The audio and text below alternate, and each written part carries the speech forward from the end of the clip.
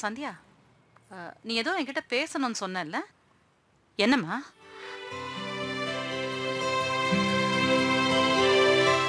சந்தியா,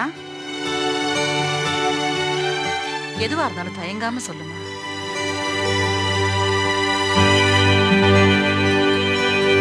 சொல்லுமா. அம்மாடி, என்கிட்ட சொல்றதுக்கு உனக்கு என்னம்மா தயக்கம்?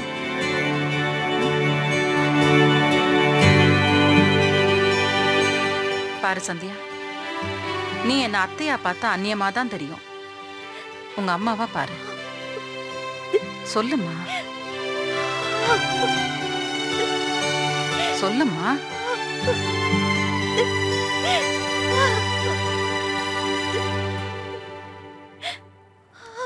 சந்தியா,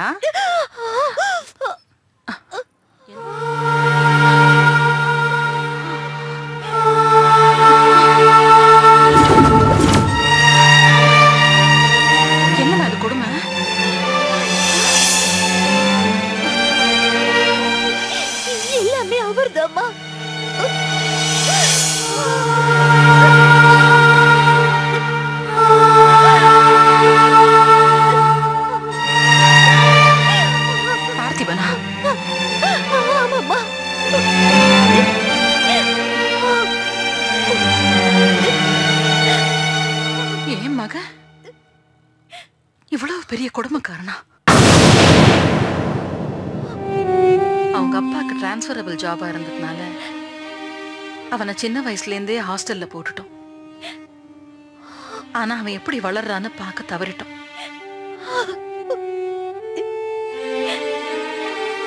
ஒரு லீவுக்கு வீட்டுக்கு வந்திருந்தப்போ ரோஜா செடியை பெட்ரோல் ஊத்தி கொளுத்திட்டு இருந்தான். அதை நான் பார்த்து பயந்துட்டேன். உடனே அவனை சைக்கியாட்ரிஸ்ட் உதயமூர்த்தி கிட்ட கூட்டிட்டு போய் காமிச்சோம். அவர் அவனை நல்லா டெஸ்ட் பண்ணிட்டு, இது ஒரு மாதிரி மைண்ட் ஸ்ட்ரோக்மா, பேரண்டல் அஃபெக்ஷன் இல்லாம ரொம்ப நாள் தனிமையிலேயே இருந்ததுனால வந்த பாதிப்பு.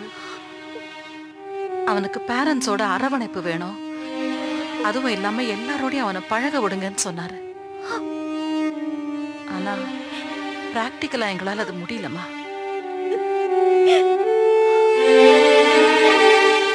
காலப்போக்கில் அவனுக்கு கல்யாணம் ஆகி பொண்டாட்டி குழந்தைங்கன்னு வந்துட்டா எல்லாம் சரியாயிடும்னு டாக்டர் தான் அம்மா சொன்னாரு. அதுக்காக தான் அவனுக்கு உன்னை கல்யாணம் பண்ணி வச்சோம். நீ சொல்றத பார்த்தா இன்னும் அவனுக்கு சரியாகல போல இருக்கு.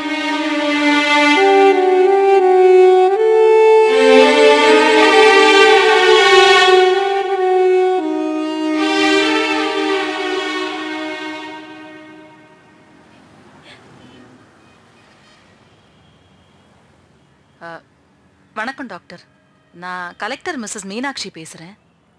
வணக்கம்மா, சொல்லுங்க. எந்த ஊர்ல இருக்கீங்க? எப்படி இருக்கீங்க? நாங்க புதுச்சேரியில இருக்கோம். நல்லா இருக்கோம் டாக்டர். டாக்டர், என் பையன் பார்த்திபன் விஷயமா உங்ககிட்ட கொஞ்சம் பர்சனலா பேசணும். அப்படியாம்மா? நான் டெல்லியில இருக்கேன். வரத்துக்கு ஒரு 10 நாள் ஆகும். வந்துட்டு ஃபோன் பண்ணட்டுமா? 10 நாள் ஆகுமா டாக்டர்? ஆமா மிஸ்ஸஸ் மீனாட்சி, நான் வந்த வேலை கொஞ்சம் சீக்கிரம் முடிஞ்சிச்சுன்னா சீக்கிரமா திரும்பிடுவேன். திரும்ப உங்களுக்கு ஃபோன் பண்றேனே. சரிங்க சார்.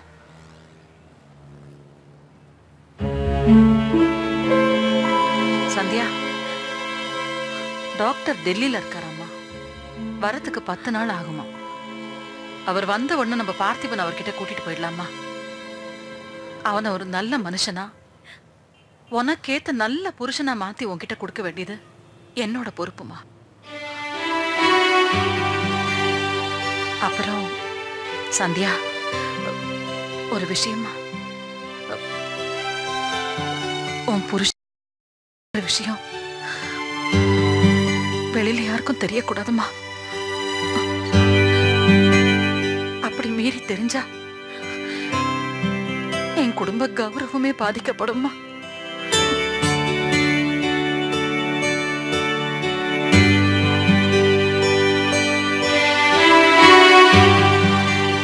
சந்தியா, இந்த குடும்ப கௌரவமே உன் கையில தாம்மா இருக்கு. தயவு செஞ்சு இதை வெளியில சொல்லிட்டாதம்மா. சொல்லுமா, இந்த விஷயத்தை வெளியில சொல்ல மாட்டேன்னு சொல்லு. சந்தியா, சந்தியா, என்ன இது?